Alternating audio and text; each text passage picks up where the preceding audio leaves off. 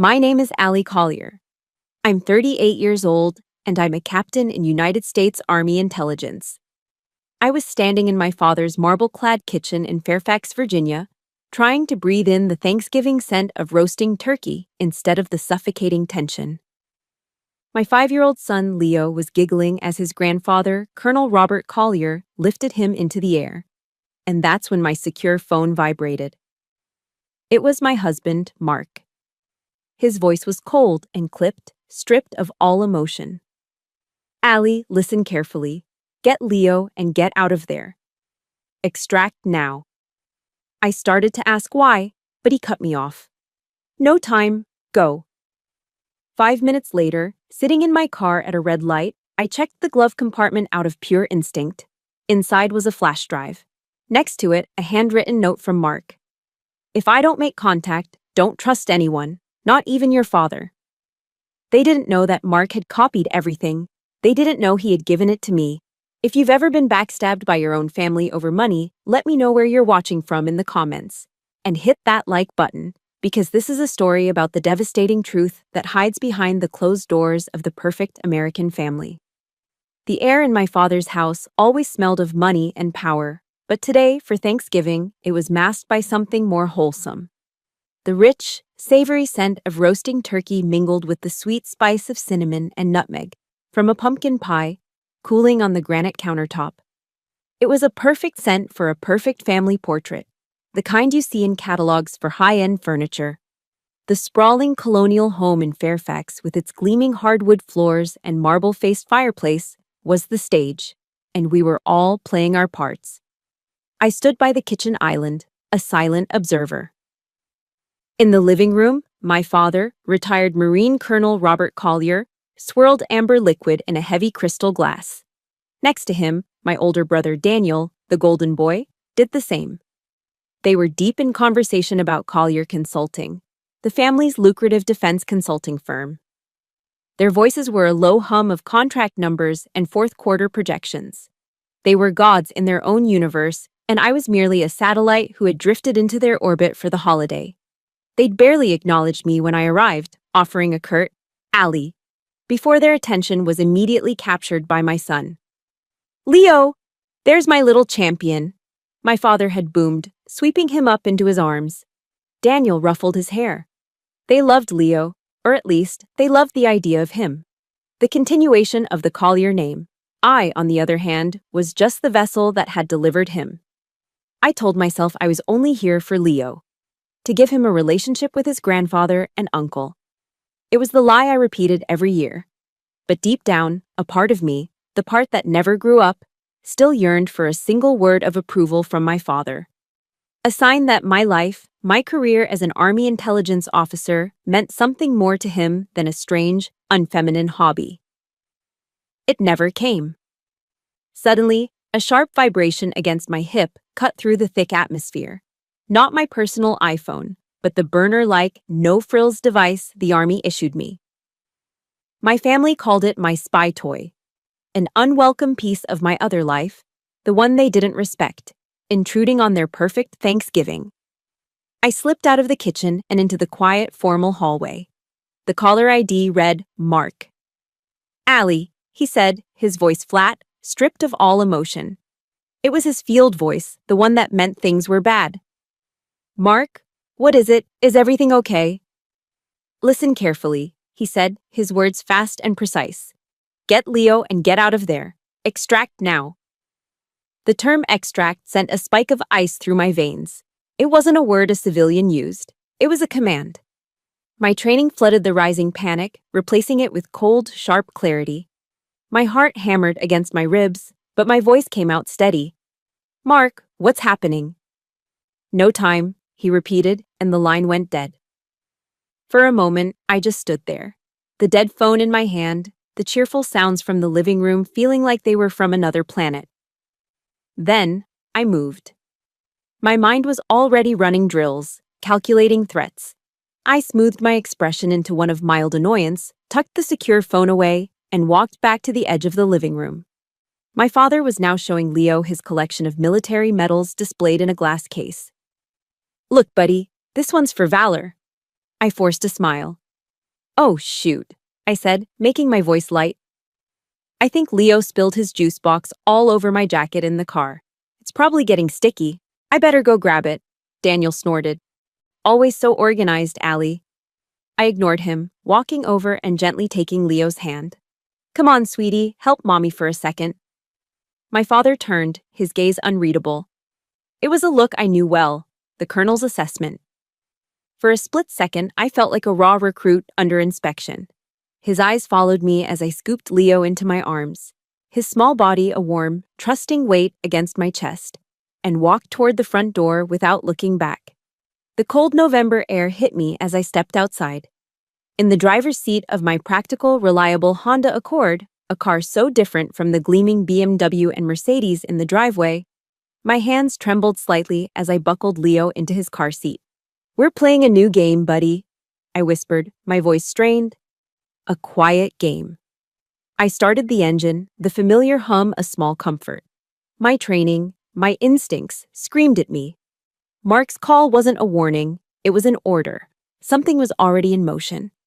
And then I remembered something he'd said to me last week, a casual comment while packing a go bag for one of his own investigations. Just in case, I put a little something for you in the glove compartment. Insurance. My breath hitched. My fingers fumbled with the latch. The glove compartment clicked open. Inside, nestled next to the owner's manual and a spare pack of tissues, was a small black flash drive, and beside it, a folded piece of paper. Mark's familiar, hurried script. 4 words that shattered my world. Not even your father. The air left my lungs. Not even my father. Colonel Robert Collier, the decorated hero. The man whose honor was the bedrock of our family's identity. The man whose approval I had chased my entire life. The note wasn't just a warning, it was a confirmation of a terrifying, unspoken fear I'd buried for decades. The feeling that something was fundamentally wrong beneath the perfect surface of the Collier family. My father wasn't the fortress protecting us. He was the threat. I slammed the glove compartment shut, my knuckles white. Pulling out of the long tree-lined driveway, I didn't speed. I drove normally, another suburban mom running an errand on Thanksgiving. But inside, I was a soldier behind enemy lines. I merged onto I-66, heading west, away from Fairfax, away from the house. My mind raced, trying to piece together a puzzle without any of the edge pieces. What did Mark find? What did it have to do with my father? About 5 miles down the highway, it happened. It wasn't a loud, fiery explosion like in the movies. It was a dull, resonant thump that I felt more in my chest than heard with my ears. My eyes shot to the rearview mirror. In the distance, rising above the autumn tree line, in the exact direction of my father's house, was a thick plume of dark gray smoke. It wasn't a gas leak. It wasn't an accident. My intelligence brain knew exactly what it was looking at. That was a controlled, deliberate blast. This was sanitation. A cleanup. They were destroying records, evidence, something they needed gone. And they were using the holiday as cover. And as I pressed my foot on the accelerator, putting more distance between that column of smoke and my son, a chilling certainty settled in my gut. They had just destroyed something. And they, my God, they could include my own father. My father? No. Mark had to be wrong. But then why? Why did a part of me, a deep wounded part, believe every single word he said? I drove without a destination, the Honda eating up the dark miles of Virginia interstate while Leo slept peacefully in the back. The plume of smoke had long since vanished from my rearview mirror, but its image was burned into my mind. Each mile I put between us and that house felt less like an escape and more like a journey backward in time. The question wasn't just what was happening now, it was why a part of me wasn't surprised. Why Mark's horrifying warning, not even your father, felt less like a revelation and more like a key turning in a lock that had been rusted shut for decades. The truth is, the evidence against my father had been accumulating my whole life. I just never had the courage to read it. My mind drifted, pulled back 21 years. I'm 17, sitting across from my father in his mahogany-paneled office. The room was a shrine to the Marine Corps and the Collier legacy. Medals, plaques, a photo of him with a senator. I had just told him my dream. I wanted to go to West Point. I had the grades, the athletic record, the unwavering desire to serve. I laid it all out for him, my heart pounding with a desperate hope for his approval. He leaned back in his leather chair, a slow, condescending smile spreading across his face. He didn't just smile, he laughed. A short, sharp sound that cut the air and my hope right in two. West Point, he chuckled, as if I'd just told him I wanted to be a circus clown. Allison, that's not for Collier women. Collier men lead. Your brother Daniel, he'll take over the company one day. That's his duty. He gestured vaguely, as if my entire future was an afterthought. You just need to find a good husband. That's your path. He said it so casually, as if he were commenting on the weather.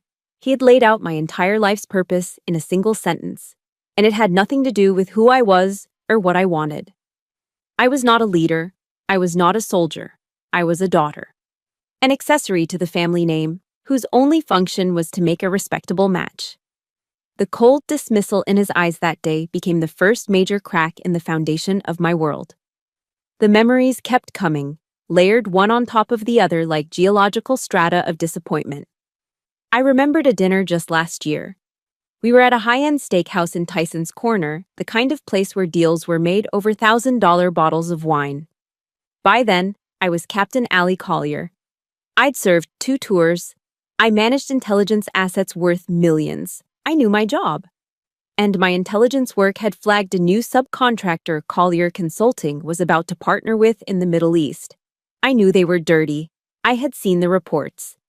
I tried to warn them, speaking in quiet, measured tones across the white tablecloth. Dad, Daniel, you need to be careful with this group. Their financials are suspect, and their political ties are complicated. Daniel waved his hand dismissively, a shiny fork glinting under the chandelier. He didn't even look at me. Allie, please, let's leave the business to the adults, okay? He smirked, taking a sip of his wine. You should get back to your son. I'm sure he misses you. The insult was twofold. My professional expertise was childish, and my primary role was, and always would be, motherhood.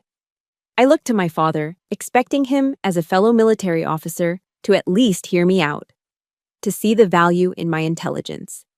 He remained silent. He just took a slow, deliberate cut of his filet mignon. His silence was louder than Daniel's scorn. It was an endorsement. My career, my uniform, my sacrifices. In their world, it was all just a cute little hobby. My hands tightened on the steering wheel, my knuckles white.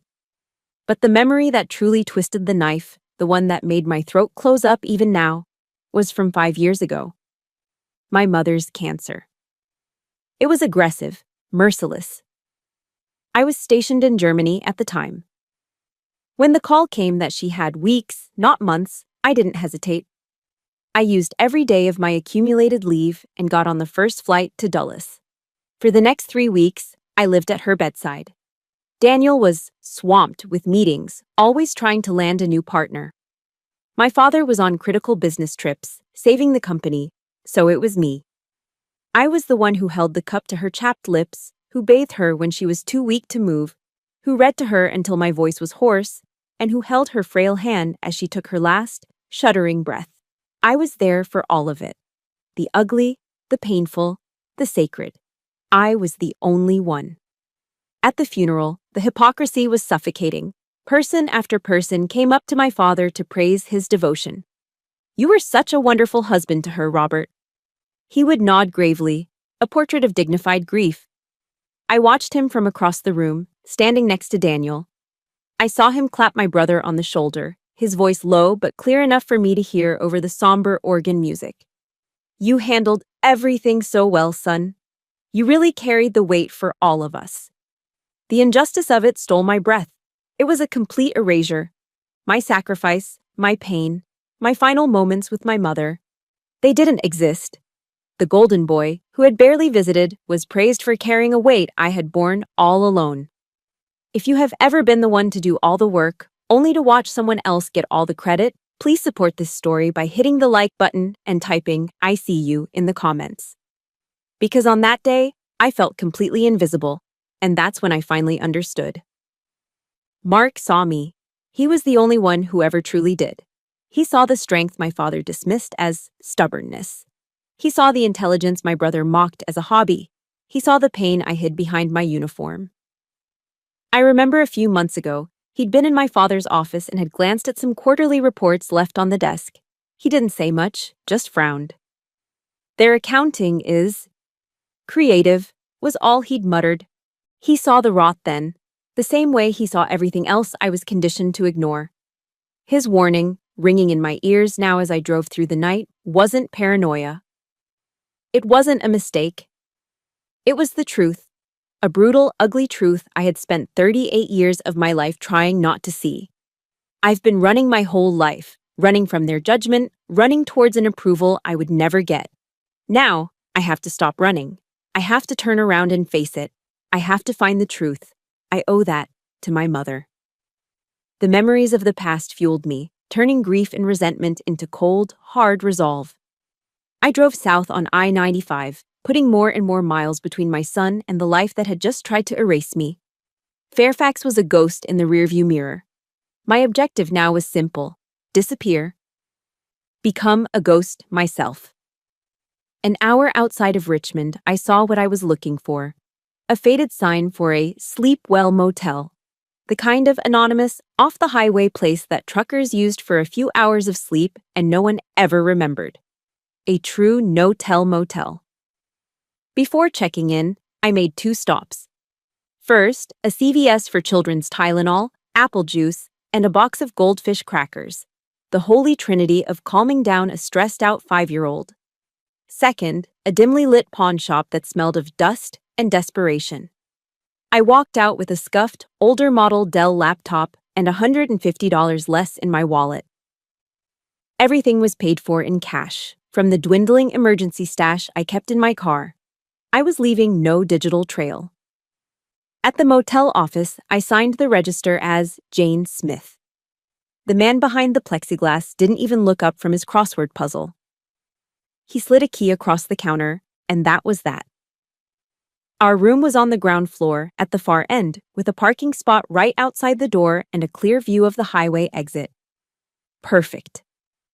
Inside, the room smelled of stale cigarette smoke and industrial cleaner. Before I even took my jacket off, my training kicked in. I did a quick sweep, checking behind the flimsy art on the walls, under the beds, in the phone jack, looking for anything that didn't belong. I checked the window lock and confirmed the bathroom had a second exit route through a small, high window if necessary. Only then did I allow myself to breathe. Leo, bless his heart, was starting to get scared. His lower lip trembled as he looked around the grim little room. "Mommy, I don't like this place. It's yucky. I want to see Daddy." I knelt down in front of him, forcing a bright, reassuring smile onto my face while my insides twisted into knots. This was the hardest part. The soldier could handle the threat, but the mother was breaking. "I know, sweetie. Hey, remember how Daddy sometimes plays those fun hide-and-seek games for his job? Well, this is one of those. A super secret one. Our job is to be the best hiders ever until he gives us the signal. Can you do that for me? Can you be my super secret agent?" His eyes widened, the fear replaced by a flicker of excitement. "Like a spy?" "Exactly like a spy," I said, hugging him tight. I got him settled in the cleaner of the 2 beds with his juice and crackers and turned on the old TV to a cartoon channel. Once his attention was fixed on a talking sponge, I went to work. I set up the old Dell on the rickety laminate desk. The dial-up modem screeches of its startup a sound from another era. I plugged in the flash drive. As I expected, it was a fortress. Mark had layered the encryption, a military-grade protocol, then a custom algorithm he'd designed himself. It was his way of protecting me, of making sure only I could get in. Peeling back the layers felt like a conversation with my husband. Every password was a date, a name, an inside joke only we would know. Our anniversary. The name we almost chose for Leo. The terrible street name of our first apartment. With each correct entry, another wall came down. It was the most heartbreaking love letter I'd ever received. After 20 minutes of intense concentration, the final barrier fell. A single folder appeared on the screen. It was labeled Project Ephesus. My heart pounded. I expected to find weapons schematics, illegal arms deals, something tied to my father's defense work. But it wasn't that. I clicked open the first file. It was a legal document, a revised last will and testament for my mother, dated just 3 months before she died, notarized by a name I didn't recognize. This version left her entire personal fortune, her family inheritance that was separate from my father's money, in a trust managed exclusively by Daniel, to be used for the family's best interests. My name was nowhere on it. I clicked on the next file. It was a spreadsheet detailing a series of offshore wire transfers, routing money from Collier Consulting's pension fund into a shell corporation in the Cayman Islands. A corporation registered to Daniel Collier, millions of dollars, stolen from their own employees. The final document was a memo, outlining a strategy for a hostile takeover of my mother's assets upon her death, leveraging the fake will to absorb everything into the primary Collier estate, effectively and legally stealing my inheritance. Project Ephesus wasn't about national security. It was a meticulous, cold-blooded plan to rob a dying woman and disinherit her only daughter. A wave of nausea washed over me. I pushed back from the desk, my hands shaking. To distract myself, I unmuted the TV. The local Richmond news, WTVR6, was on. And then I froze. My father's face filled the screen. He was standing in front of the smoking ruins of our family home in Fairfax, his arm in a sling, a light bandage on his hand. He looked directly into the camera, his face a mask of carefully crafted sorrow. "We are just devastated," he said, his voice thick with fake emotion. "It appears to have been a tragic gas leak accident. We thank God that my daughter and grandson had just stepped out moments before. We are just grateful everyone is safe." Liar. My stomach turned. There was no grief in his eyes. There was only cold, hard calculation. He was controlling the narrative, setting the stage. And I knew, with sickening certainty, what that explosion was for. His home office. The place where decades of paper records, the original copies of my mother's real will, the hard copies of the pension fund statements, were all stored. He hadn't just destroyed a house. He had torched a crime scene.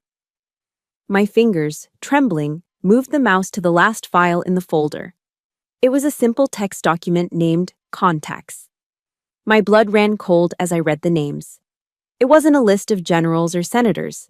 It was Mr. Abernathy, our family lawyer since I was a child. It was Cynthia Shaw, the chief accountant at Collier Consulting for 20 years, and Judge Martin Reeves, a local Fairfax County judge and a golfing buddy of my father's. Next to each name, Mark had added a single, chilling note. Belongs to Robert. It all clicked into place. The fake will, the illegal money transfers, the public deception. It was all possible because he didn't just have a plan. He had an army of accomplices, people we had trusted our entire lives. My father hadn't just stolen from me. He had bought and paid for the entire system to make it legal. I stared at the list of names, the evidence of his betrayal glowing on the cheap laptop screen. He had built a cage around me my entire life, and I had only just realized I was in it. I stared at the evidence. And then the phone rang. A cheap, buzzing sound from the nightstand. My secure phone, an unknown number. The cheap phone buzzed violently against the nightstand, a jarring, angry sound in the dead quiet of the motel room.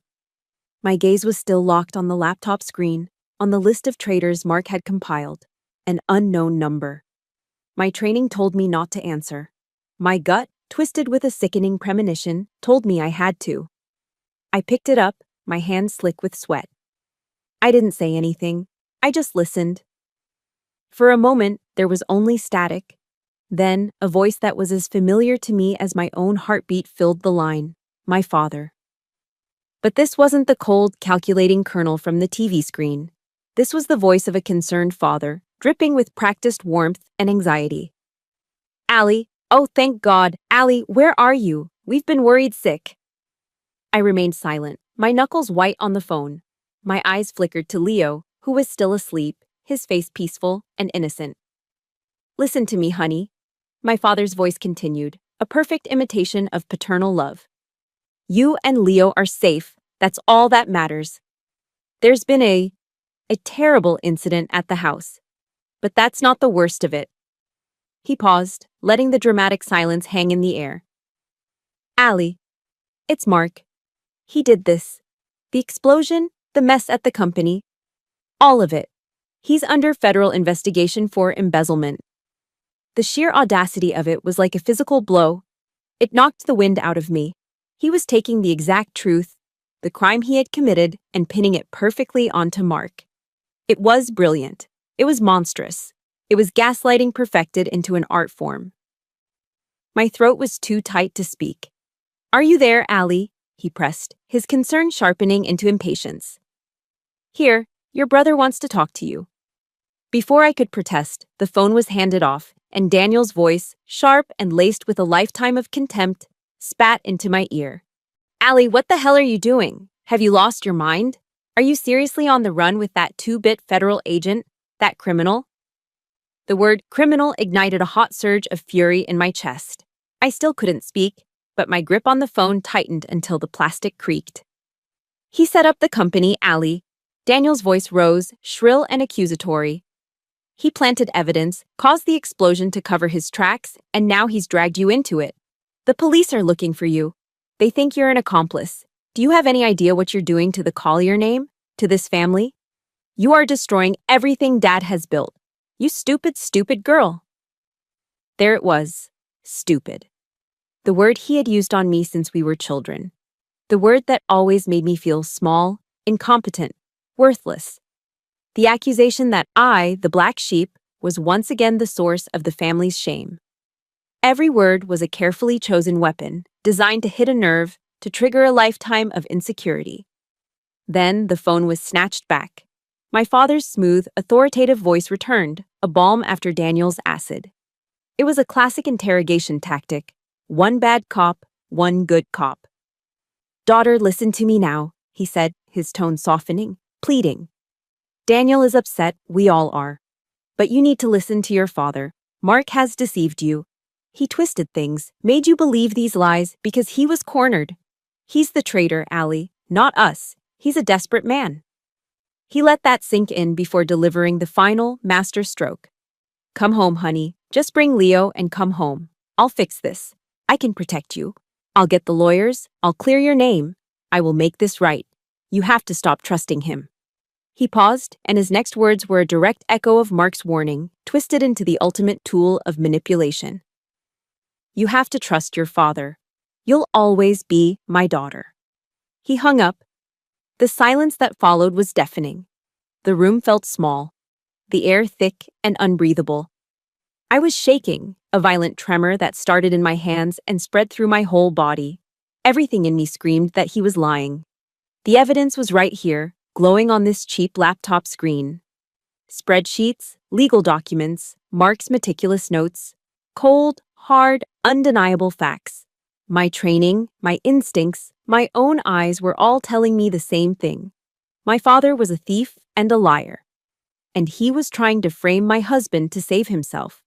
But that voice, his voice, the voice of Colonel Robert Collier, the voice that had commanded respect on battlefields and in boardrooms, the voice that had defined my world, that had set the standards I always failed to meet, the voice that, for 38 years, had been the ultimate authority on truth and honor in my life. It was a voice that was ingrained in my DNA, hardwired into my subconscious, and for one terrifying, paralyzing second, I doubted everything.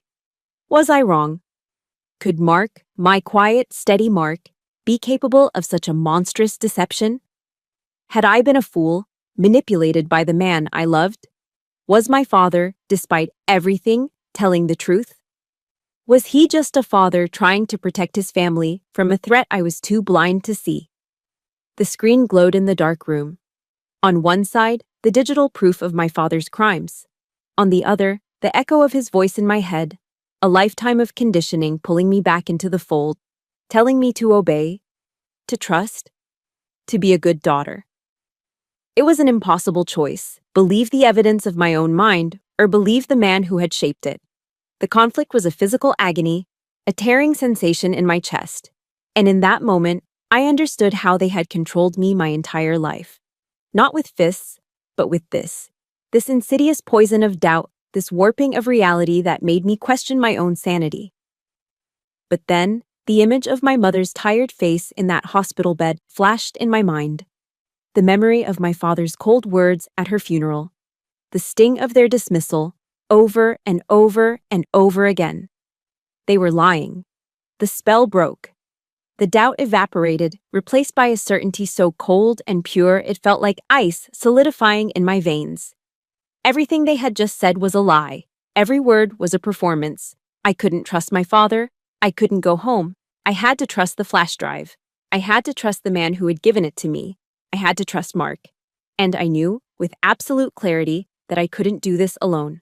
I was outgunned and isolated. I needed to find an ally. Now. The silence after that phone call was a suffocating blanket of dread. I was an island, and the sharks were circling. My father's words echoed in my head, a venomous whisper of doubt. I had the evidence, but I was alone, and they were powerful. I needed an ally. I needed a sign. I needed something more than just my own fractured conviction. As if summoned by my desperation, the screen of the cheap laptop flickered. A notification popped up in the corner. You have one new message. It was an encrypted email client Mark had installed, a ghost program that only activated under specific triggers. My hands trembling, I opened it. The message was simple, direct, and clearly prearranged by Mark for this exact contingency. Allie, it read. If you're reading this, you're in doubt. Go to her. She'll know what to do. Dead drop. Arlington Storage, Locker 47. The key is in the usual place. Below the message was a name that meant nothing to me. Evelyn Reed, Askies. And an address for a law office in Arlington. Mark had a plan. He always had a plan. Hope, sharp and painful, pierced through the fear. First thing was Leo. I couldn't bring him with me. I drove north, back towards the danger zone, my eyes scanning every car in the rearview mirror. My destination was a small townhouse in Alexandria, the home of Sarah, a fellow Army captain I'd served with in Afghanistan. She was a single mom, tough as nails, and one of the few people on earth I would trust with my son's life. When I explained, leaving out the details but conveying the urgency, she didn't ask questions. She just pulled me into a fierce hug and then scooped up a sleepy Leo. He's safe with me, Allie, she said, her eyes firm. Go, raise hell. Leaving him was the hardest thing I'd ever done, a physical tearing in my chest, but I knew it was the only way. Next, Arlington Storage. The usual place was a magnetic key holder tucked deep inside the rear wheel well of my car. Inside the cold, sterile hallway of the storage facility, I found Locker 47. The key turned smoothly. Inside was not a weapon or cash, but a small, heavy, old-fashioned brass key. A key to a safety deposit box. An hour later, I was standing outside a modest brick building in Arlington. The name, Evelyn Reed, attorney at law, etched on a simple brass plaque. This was it. I took a deep breath and walked in. The woman behind the desk was not what I expected. She was maybe 70, with sharp blue eyes, a cloud of unapologetic white hair, and the stern, no-nonsense look of my Irish grandmother. She looked up from a stack of papers, her gaze piercing. She knew who I was before I even said my name. Allison Collier, she said, her voice raspy but strong. I've been waiting for you. I just stared, confused. You have. Your mother, Catherine, was a smart woman, Evelyn said, gesturing to the chair in front of her desk. Smarter than your father ever gave her credit for. She knew this day might come. Evelyn's office felt like a safe harbor, filled with books, the scent of old paper, and Earl Grey tea. She came to me a year before she passed. Robert was already pressuring her to sign over her personal assets. She refused. Instead, she had me set up a secret trust fund. For you and Leo. She slid a single piece of paper across the desk. She knew he would try to take everything from you the moment she was gone. She wanted to make sure you had a way out. My eyes blurred with tears as I looked at the document. My mother had known. She had seen the rot in my father, the greed in my brother, and she had built me a lifeboat. Evelyn slid the heavy brass key I'd found toward me. This is for her safety deposit box at the bank down the street. She left something else for you in there. Something more important than money. The bank vault was cold and silent. The teller left me alone in the small private viewing room. My hands shook as I unlocked the long metal box and lifted the lid. Inside, resting on a stack of official-looking trust documents, was a single, sealed envelope of heavy cream-colored stationery. My mother's elegant, familiar handwriting was on the front. For my Allie. With trembling fingers, I tore it open. The letter inside was dated just weeks before she died. My dearest Allie, if you are reading this, it means I am gone, and the world has shown you the face I always feared it would. Please, listen to my words now. Never, not for 1 second, let your father or your brother define your worth. Their world is built on money and reputation, but yours is built on something true. Honor, strength, and a courage they could never understand. You are not a disappointment. You are a captain in the United States Army. You are a mother. You are my finest, most beautiful legacy. They will try to make you feel small because your light exposes their darkness. Do not let them. This money is yours. It is your freedom. Use it to build your own life, not the one they demand you live. Know that I see you. I've always seen you. And I have never been more proud. All my love. Maman. A sob escaped my throat, a sound I had held back for 5 long years. I pressed the letter to my chest, the paper absorbing my tears. It was the validation I had spent a lifetime craving. It was permission to fight back. It was my mother's love, reaching across death to arm me for the battle ahead. When I returned to Evelyn's office, my eyes red but my spine straight, she had a duffel bag waiting for me. One more thing, she said gently. Your husband dropped this off 2 days ago. He said you'd know what to do with it. My heart leaped into my throat. Mark. He was alive. I unzipped the bag. Inside was a second, identical flash drive and a small digital audio recorder. I pressed play. Mark's voice filled the quiet office, strained and breathless, but unmistakably him. Allie, it's me. I love you. Listen, there's no time. Your father is purging everything. It's worse than we thought. He and Daniel have been embezzling from the Collier Consulting Employee Pension Fund for years. The explosion at the house, that was to destroy the paper trail. They think I have the master files. They're hunting me. Don't believe a word your father says. He's trying to frame me. The recording crackled. There's an FBI agent I trust, Agent Lewis, Financial Crimes Division. Give him everything. He's waiting for your call. Allie, I know you can do this. I love you. The recording cut out. But it was enough. It was everything. It was the final, irrefutable proof. My mother's warning, Mark's evidence, his voice. It was a shield of truth around me. I zipped up the bag, my movements now calm and deliberate. The fear was gone, burned away by a clean, righteous anger. I looked at Evelyn, the woman my mother had trusted to be my guardian angel. Thank you, I said, my voice steady for the first time in 24 hours. She simply nodded. Now go give them hell, Captain.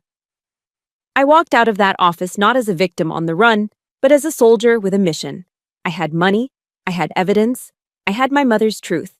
Now I would no longer be silent. Hiding was over, running was over. Armed with my mother's blessing and my husband's evidence, I was ready to stop reacting and start acting. I sat in my car in a quiet Arlington parking lot, the engine off, and dialed my father's number. He answered on the first ring. Allie, he said, his voice a smooth cocktail of relief and authority. You made the right choice. Where are you? I'll meet you, I said, my voice low and even, betraying none of the furious energy coursing through my veins. Alone. In 1 hour. Where? I chose the location carefully, turning his own hypocrisy against him. The old post chapel at Fort Myer, the one you took me to every Sunday when I was a child. I let the symbolism of it hang in the air between us, a place of God, of honor, of truth. Just you, Dad, no one else. I'll be there, he said, and hung up. He thought I was coming to surrender. He had no idea I was coming to fight. The chapel was exactly as I remembered it, smelling of old wood, lemon polish, and faint incense. Sunlight streamed through the stained glass windows, painting the empty pews in jewels of red and blue. It was quiet, a hollow, sacred silence. It was the perfect place to bury a lifetime of lies. He was already there, standing near the altar, his back to me. Dressed in a perfectly tailored suit, he looked every bit the distinguished military legend. But when he turned, he wasn't alone. Daniel stood beside him, his arms crossed, a smug, impatient look on his face. Of course. My father never went anywhere without his loyal soldier. It wasn't a meeting, it was an ambush. They hadn't come for reconciliation, they had come for the flash drive. You're late, Daniel sneered as I walked down the center aisle, my footsteps echoing in the cavernous space. You brought your attack dog, I see, I said, stopping a safe distance from them. That's enough, my father commanded, his voice sharp. This foolishness ends now, Allison. Give me the drive. Daniel took a menacing step forward. Just hand it over, Allie. Don't make this any harder than it has to be. For you, or for your son. The threat, so casually delivered, hung in the sanctified air. He was threatening Leo, my son, in a house of God. The last thread of my restraint began to fray. I met my father's gaze. It was cold, devoid of any warmth, any fatherly affection. It was the gaze of a man assessing a tactical problem. He stepped forward, his shadow falling over me. His voice was no longer pretending to be concerned. It was pure, undiluted ice. Daughter, he began, the word a mockery on his lips. You have always been a disappointment. From the very beginning. Your mother, God rest her soul, she was too soft on you. She let you indulge your fantasies. His eyes swept over me, a look of utter disdain on his face.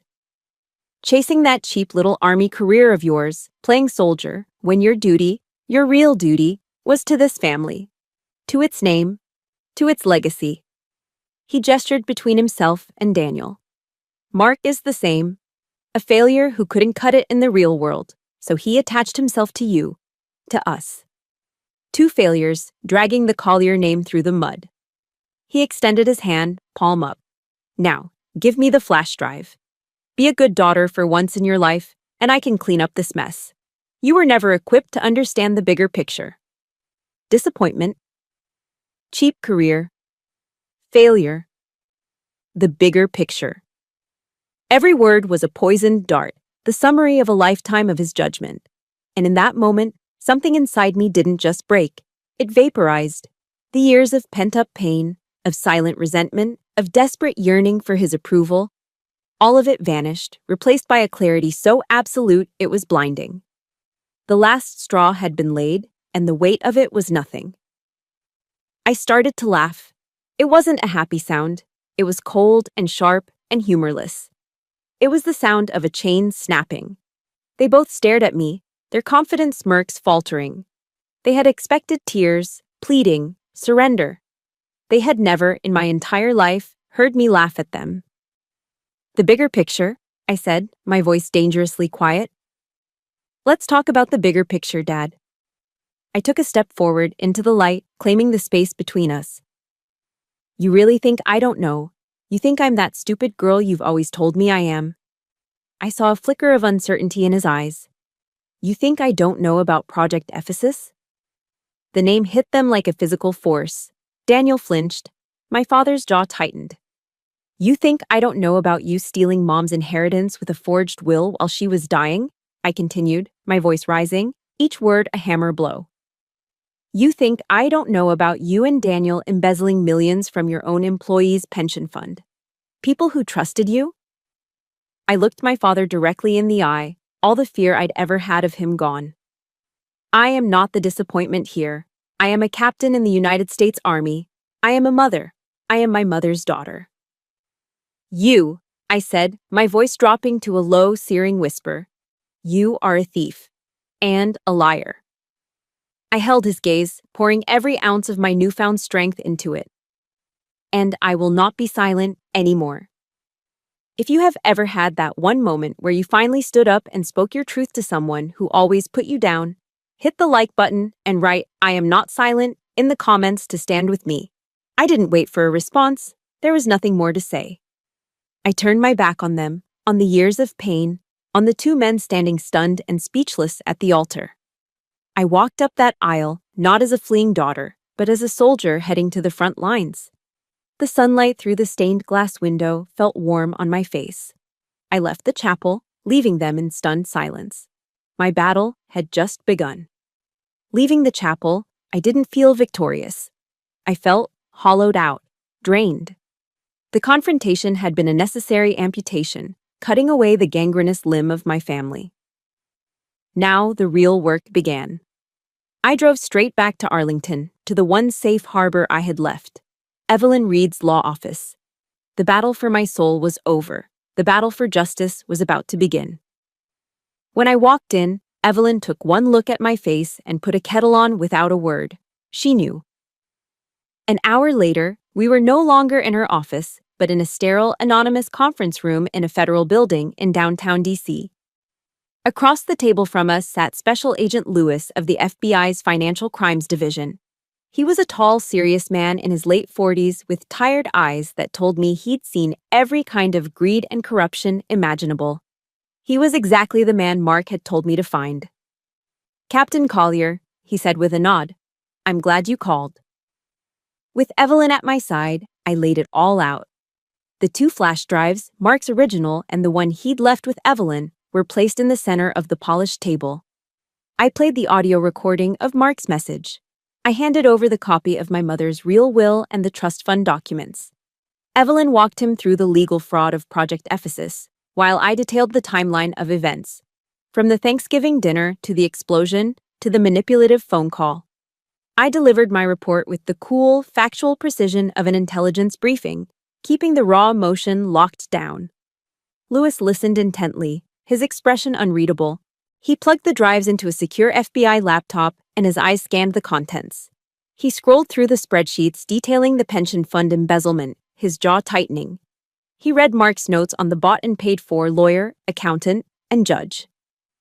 When he was done, he looked up, and for the first time, I saw a flicker of something other than professional weariness in his eyes. It was the grim satisfaction of a hunter who has finally cornered his prey. "For over a year, we've been monitoring Collier Consulting," Lewis said, leaning back in his chair. "We knew there were financial irregularities, kickbacks from subcontractors, but your father is a master at hiding his tracks. He's a respected Marine colonel, a legend in the DC defense community. We had smoke, a lot of it, but we could never find the fire." He tapped a finger on the laptop screen on the folder labeled Ephesus. "Captain, this is the smoking gun." The validation in those words was so powerful it almost brought me to my knees. It was real. I wasn't crazy. The fight hadn't been for nothing. Suddenly, the adrenaline that had been fueling me for the past 48 hours evaporated, leaving behind a profound, bone-deep exhaustion. Back in Evelyn's quiet office, the reality of it all crashed down on me. I sank into the chair, the weight of the betrayal, the fear for Mark, the confrontation with my father, all of it threatening to pull me under. Evelyn placed a steaming cup of Earl Grey tea in my hands, her touch firm and steady. "Your mother would be so proud of you, child," she said softly. My eyes fell on a book sitting on the corner of her desk. It was Daring Greatly by Brené Brown. I'd read it years ago, but one line came back to me with stunning clarity. "Vulnerability is not weakness. It's our greatest measure of courage." All my life, I had tried to be strong in the way my father defined it. Stoic, unemotional, tough. I had hidden my hurt, my unfeminine ambitions, my vulnerabilities. I had stayed silent to avoid his judgment, to avoid being called a disappointment. But I realize now that my silence hadn't been strength. It had been fear. Exposing my family's toxic truth, laying bare the ugliest, most painful parts of my life for the world to see, that was my greatest vulnerability. And according to Brené Brown, it was also the bravest thing I could possibly do. I was silent for too long, I said, more to myself than to Evelyn, because I was afraid of what they would call me. I looked up at her, a new strength solidifying within me. But Brené Brown is right. Telling the truth is courage. I'm done being weak. Evelyn smiled, a small, fierce smile. Good. Then let's make a plan. For the next hour, we became a war council. The three of us, the soldier, the lawyer, and the Fed, mapped out the endgame. The strategy was a three-pronged attack. First, Agent Lewis and his team would secure a warrant to raid the Collier Consulting headquarters in Tyson's Corner. Second, Evelyn would file an emergency injunction to freeze all of my father's and Daniel's personal and corporate assets, based on the evidence of the fraudulent will and embezzlement. The final piece was the key to making the charges stick. We need a star witness to walk the jury through these documents, Lewis said. We need Mark's testimony. A cold knot of fear tightened in my stomach. We don't know where he is. They're hunting him. Agent Lewis held up a hand. About that, he said, and a small smile touched his lips for the first time. Mark is safe, Allie. He's in a secure FBI safe house. The breath I'd been holding for 2 days rushed out of me in a ragged sob. Relief, so potent and overwhelming, flooded through me, and I finally let the tears fall. He was alive. He was safe. Lewis continued gently. He made contact with us the moment he got clear of the blast. He knew your father would try to frame him, and he knew they'd be monitoring his devices. He couldn't risk calling you directly. He had to go dark. He leaned forward, his expression serious. He told us about the drives. He said he had given the key to you. He was waiting, Allie. He was betting on you to get the evidence out and bring it to us. He looked me straight in the eye. He knew you were strong enough to do this part on your own. The words landed, not just in my ears, but in my soul. He hadn't abandoned me. He had trusted me. In a world where my own father saw me as a disappointment, my husband saw me as a capable, equal partner, a soldier he could count on to complete the mission. My tears stopped. My resolve hardened into steel. My father and brother just called an emergency board meeting for tomorrow morning, I said, my voice clear and cold, to announce that Mark is a fugitive and to consolidate their control of the company. Lewis and Evelyn exchanged a look. The trap was set. They thought they were calling a board meeting to seize power. They had no idea they were walking right into our ambush. The next morning, the stage was set. The Collier Consulting headquarters in Tyson's Corner occupied the top floor of a gleaming glass tower, a monument to my father's ambition. I sat with Evelyn in a coffee shop across the street, watching the key players arrive. First, Mr. Abernathy, the family lawyer, then Cynthia Shaw, the chief accountant, then Judge Reeves. The rats, obediently gathering for a meeting they thought would enrich them. Finally, a black Lincoln Town car pulled up, and my father and Daniel stepped out. They strode into the building with the unshakable confidence of kings entering their court, ready to formalize their coup. They had no idea they were walking into a cage. Agent Lewis and his team were already in position on the floor below, waiting for our signal. My heart was a hammering drum against my ribs, a frantic, wild rhythm. But on the outside, I was perfectly still. I had spent the night before meticulously pressing my Army service uniform, the formal Class A's, with the jacket, the ribbons, the polished brass. It was my armor. Today, I would not be Allie Collier, the disappointing daughter. I would be Captain Collier of the United States Army, and I would remind my father what true honor looked like. It's time, Evelyn said, her voice calm and steady. We stood up, leaving our unfinished coffees on the table, and walked across the street to the tower. We waited in the hallway outside the main boardroom, listening. My father's voice, amplified by a speaker system, boomed through the heavy oak doors. He was in the middle of his performance, painting a picture of betrayal for the board members. A tragic situation, he was saying, his voice resonating with false gravity. My son-in-law, Mark, a man we welcomed into our family, has abused our trust in the most profound way. The evidence of his embezzlement is clear. The explosion at my home was a desperate act to destroy records, and he has manipulated my own daughter into joining him on the run. That was our cue. I pushed the doors open. The entire room fell silent. All 20 board members, a sea of expensive gray and navy suits, turned as one to stare. My father froze mid-sentence, his mouth slightly agape. Daniel's face contorted, first with shock, then with pure rage. I walked slowly into the room, my polished shoes clicking rhythmically on the marble floor. I was in full uniform, the ribbons on my chest a stark contrast to the corporate logos and power ties surrounding me. I stopped at the foot of the long, polished conference table. "Forgetting to invite me, Dad?" I asked, my voice dangerously calm. His shock curdled into fury. "Allison, you have no right to be here. Security." "I believe I do." A new voice cut in.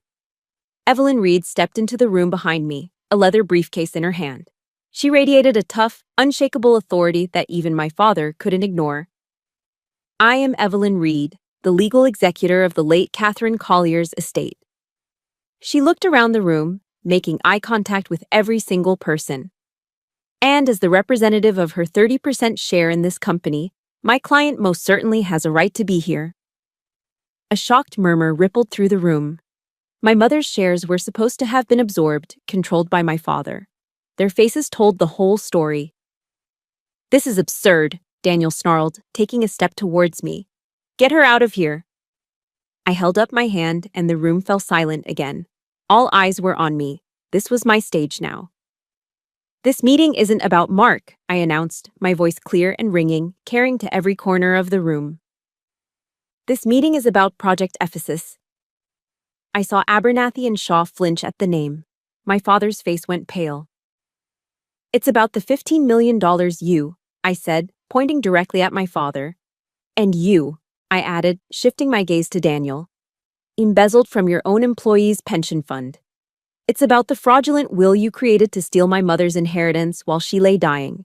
It's about fraud. It's about theft. It's about honor." "You shut your mouth!" Daniel lunged, his face a mask of primal rage, his hand reaching for me. He never made it. "That's far enough, Mr. Collier," a calm voice commanded from the doorway. The boardroom doors swung fully open.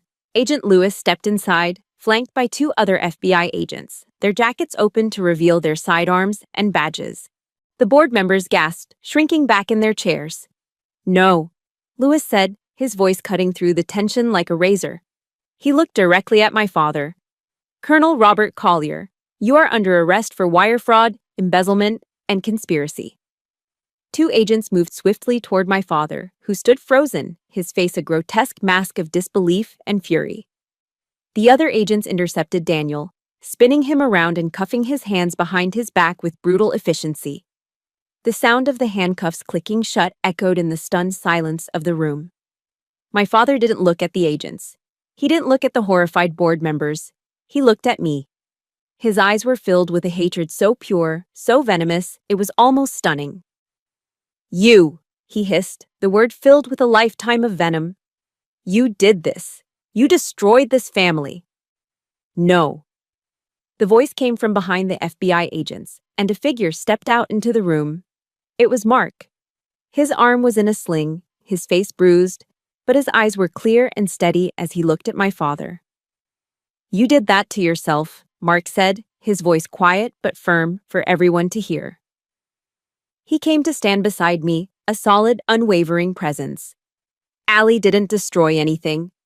He took my hand, his grip warm and strong. "She just chose not to cover for your crimes anymore." The great Colonel Robert Collier, the legend, the patriarch, finally broke. His shoulders slumped in defeat as the agents led him away. Daniel was right behind him, muttering curses under his breath. The room was left in a state of utter shock, the remaining board members looking at each other, at me, at the ruins of the company they had hitched their wagons to. It was over. The truth had finally exploded into the light. The takedown in the boardroom wasn't an end. It was the detonation. The days that followed were the fallout, a slow, toxic cloud of scandal that settled over everything. The story was front-page news. I remember seeing the headline on the front of the Washington Post, held up in a newsstand window. "Local war hero, son arrested in multi-million-dollar fraud scheme." The picture below it was of my father in his dress uniform, a photo from a decade ago. A symbol of honor placed directly above the story of his absolute disgrace.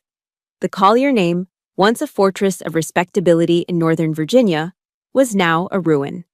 Just like the house in Fairfax. The legal machine ground on. Evelyn, a lioness in the courtroom, had successfully frozen every asset they owned. The employees whose pensions had been stolen were being made whole. Daniel, stripped of his arrogance, had taken a plea deal, turning on my father in a desperate attempt to save himself.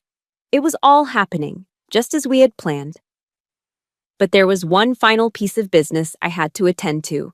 Not for legal reasons, but for my own. My therapist, a kind woman who had helped me navigate the initial shock, had advised it. "You don't need his apology, Allie," she had told me.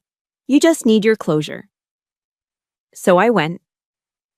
The Fairfax County Adult Detention Center was a cold, concrete place that smelled of bleach and despair. The visiting room was a line of booths separated by thick, scratched plexiglass. I sat down and waited. When he walked in, the sight of him was jarring. The tailored suits were gone, replaced by a baggy, bright orange jumpsuit. The confident stride of the colonel was gone, replaced by the slow shuffle of an inmate. But when he sat down and picked up the phone receiver, the look in his eyes was unchanged. It was the same cold, appraising stare. There was no remorse. There was only strategy. He spoke first. "I knew you'd come." I didn't answer. I just looked at him, trying to see the father I'd once worshipped. He was gone. Maybe he had never been there at all. "There's still a way out of this, you know," he said, his voice a low, conspiratorial murmur. "For the family. For the company." He leaned forward, his eyes intense. "You can still save me. Save us." I felt a weary, sad disbelief. Even here, stripped of everything, he was still trying to manipulate me. "You tell them Mark forced you," he continued, laying out his insane plan. "Tell them he was abusive, that he coerced you into this. You were unstable, grieving your mother, not thinking clearly. We can paint him as the villain, salvage the company's reputation. We can still fix this, Allison." He actually believed it. He believed that after everything he had done, the theft, the lies, the betrayal, that my loyalty should still belong to him. He believed I would sacrifice my husband, my integrity, and my own sanity to save the precious Collier name. The sheer, breathtaking narcissism of it was the final confirmation I needed. The man sitting in front of me was a stranger. I took a slow, deep breath, the last vestiges of a daughter's hope leaving my body with that exhale. I was finally free. I looked him straight in the eye, my gaze clear and steady. "No," I said, my voice quiet, but carrying through the cheap plastic receiver with absolute finality. "There is no us. There is no fixing this. I didn't come here to save you, Dad. I came here to say goodbye." He stared at me, his mouth falling slightly open, genuinely shocked that his puppet was refusing to dance. "I spent 38 years of my life twisting myself into knots, trying to earn your approval. Trying to be worthy of your love," I continued, the words coming easily now. A truth I had waited a lifetime to speak. "I joined the army to make you proud. I tried to be the perfect daughter. I stayed silent when you and Daniel belittled me, because I thought that's what family did. But I'm done now." I let the words settle in the space between us. "You told me in the chapel that I have always been a disappointment to you." I gave him a small, sad smile. "Well, here's the truth. I am not your disappointment. You are my disappointment." I saw the flicker of rage in his eyes, the mask of the calm manipulator finally cracking. But it didn't matter anymore. His anger had no power over me. "Goodbye, Robert," I said, using his first name for the first time in my life. I gently placed the receiver back in its cradle, stood up, and walked away. I did not look back. That evening, Mark and I sat on the wide, welcoming porch of Evelyn's Arlington home. She'd insisted we stay with her until we found our footing. The sun was setting, painting the sky in soft shades of pink and orange. We were sipping tall glasses of sweet iced tea, the condensation dripping onto our hands. We had picked up Leo from Sarah's house that afternoon. He was now fast asleep upstairs, safe and sound. the quiet hero of a war he never knew was fought. We sat in a comfortable silence for a long time, simply breathing. We were exhausted, hollowed out, but for the first time in what felt like an eternity, we were at peace. Mark finally broke the silence, his voice soft. "This is going to take a long time to heal from, you know." I reached over and took his hand, lacing my fingers through his. His hand was warm and strong, a familiar anchor in a world that had been turned upside down. "I know," I whispered. I leaned my head on his shoulder, watching the last sliver of the sun disappear below the horizon. The fight was over. The fallout was just beginning. But as the first stars began to appear in the twilight sky, I felt a lightness in my chest I hadn't realized was missing. The crushing weight of trying to be someone I wasn't for a man who would never see me was finally gone. "But for the first time in my life," I said, my voice thick with emotion, "I feel free. I no longer have to try to be worthy of his love." A year can change everything. It's long enough for wounds to scar over, for storms to pass, and for new things to begin to grow in the scorched earth.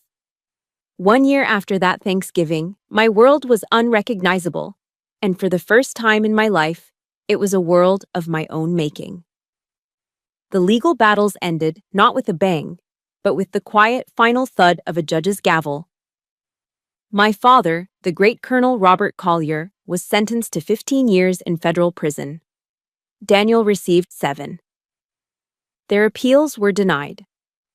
Collier Consulting, the gilded monument to their greed, was dismantled, its assets liquidated to pay back the employees whose trust they had betrayed. The Collier name was now synonymous with disgrace. But I was no longer a Collier, not in the way that mattered. I was something new. With Evelyn's guidance, I took the inheritance my mother had fought to protect, along with the assets recovered in the settlement, and I gave it a new purpose. It wasn't my money to hoard, it was a legacy to be shared. We established the Collier Reed Heritage Foundation. I insisted on using my mother's maiden name, Reed, pulling her identity out from under my father's shadow and placing it front and center. Our foundation is a nonprofit dedicated to providing legal and financial aid to military families, the very people my father's greed had targeted. We help them fight foreclosures, navigate benefits, and stand up to the kind of institutional power that preys on the vulnerable. It's my mother's legacy, transformed from a shield for one into a shelter for many. We didn't stay in Fairfax. The ghosts there were too loud. Mark, Leo, and I moved away from the suffocating wealth and judgment of Northern Virginia. We found a new life in a small, quiet town nestled in the Blue Ridge Mountains, just outside of Charlottesville. We live in a normal house, a simple 2-story colonial with a big backyard and a porch swing. It's not a mansion. There is no marble or mahogany. It's just a home, filled with the sounds of Leo's laughter and the smell of coffee in the morning. It's real. I'm still Captain Collier. I didn't let them take that from me, but I requested a transfer. My work is no longer in the shadows of intelligence gathering. I now serve in a unit that focuses on ethics training and psychological support for soldiers and their families. I help them build resilience, establish healthy boundaries, and navigate the unique pressures of military life. I use my scars not as a source of pain, but as a map to help others find their way. Last week, I stood in front of a group of military spouses at a support seminar. I shared a version of my story, editing out the names and the ugliest details, but keeping the heart of the lesson intact. For a long time, I told them, I thought that having boundaries meant pushing people away, that it was a selfish act. But I learned that boundaries have nothing to do with other people. They're not walls. They're a promise you make to yourself. I looked around the room, at the faces of strong, tired, resilient women. Brené Brown says that boundaries are about keeping ourselves whole. Your worth is not determined by the rank on your spouse's uniform or by the family you were born into. It is determined by your own actions, your own integrity, and the truth you choose to live by every single day. Afterward, a young woman came up to me, tears in her eyes. I really needed to hear that today, she whispered. Thank you. In that moment, I felt a sense of purpose so profound it almost took my breath away. This was my new legacy. This was my mother's true inheritance. This morning, the three of us are doing what has become our favorite weekend ritual, hiking a trail along the Blue Ridge Parkway. The air up here is crisp and clean, smelling of pine and damp earth. Leo, now 6, runs ahead on the path, pointing out a hawk circling high above in the brilliant blue sky. Mark and I walk hand in hand, our steps falling into an easy, comfortable rhythm. We are not Collier rich anymore. We are just happy.